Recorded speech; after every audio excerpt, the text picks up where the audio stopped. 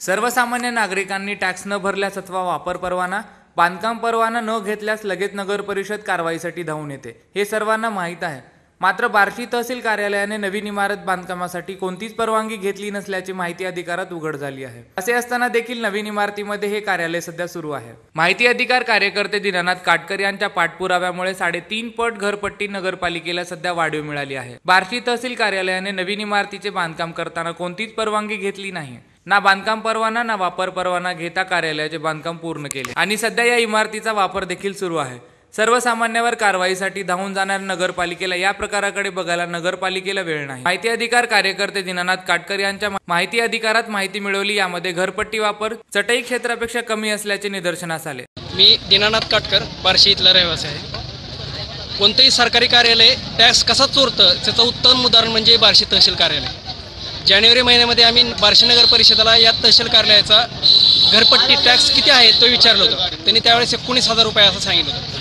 त्यानंतर आम्ही यांचं नवीन बांधकामाचा परवाना तुमच्याकडे आहे का, फाईल काय आहे का, किंवा त्याचा वापर परवाना आहे का, नकाशा आहे का हे विचारलं, तर अजूनपर्यंत या जून महिन्यापर्यंत तहसील कार्यालयाने बार्शी नगर परिषदेला काहीही कागदपत्र दिलेलं नाहीत। त्यानंतर मी एप्रिल महिन्यामध्ये बार्शी नगर परिषदेला तक्रार दिली की ह्यांचा जो टॅक्स आहे, घरपट्टी आहे, तो टॅक्स हा आत्ताच्या बांधकामापेक्षा खूप कमी आहे।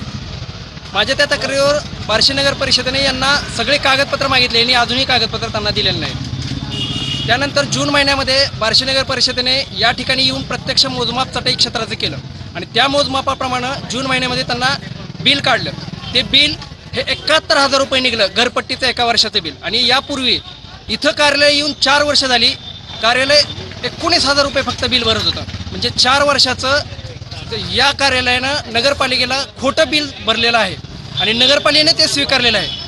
असे 2 सरकारी कार्यालय जाणीवपूर्वक घरपट्टी किंवा कुठलेही टॅक्स हे चुकवतात। मागील वर्षी 19,000 इतकी घरपट्टी नगर परिषदेने भरली आहे। मात्र वास्तवात मोजमाप केले असता आता वापर चटई क्षेत्रानुसार घरपट्टी ही 71,000 इतकी होत आहे। त्यामुळे बार्शी नगर परिषद आणि बार्शी तहसील कार्यालयाची मिलीभगत उघडकीत आली आहे। माहिती अधिकार कार्यकर्ते दीनानाथ काटकर यांच्यामुळे 3.5 पट इतक्या टॅक्सची चोरी उघड झाली आहे। आता जिल्हाधिकारी डॉक्टर राजेंद्र भोसले कर चोरी करणाऱ्यावर काय कारवाई करणार याकडे सर्वांचेच लक्ष लागले आहे। प्रतिनिधी भैरवनाथ चौधरी, महालय टीवी, बार्शी। दोस्तों, सब्सक्राइब करो और प्रेस करो इस घंटे को ताकि आप देख पाए वीडियोस सबसे पहले।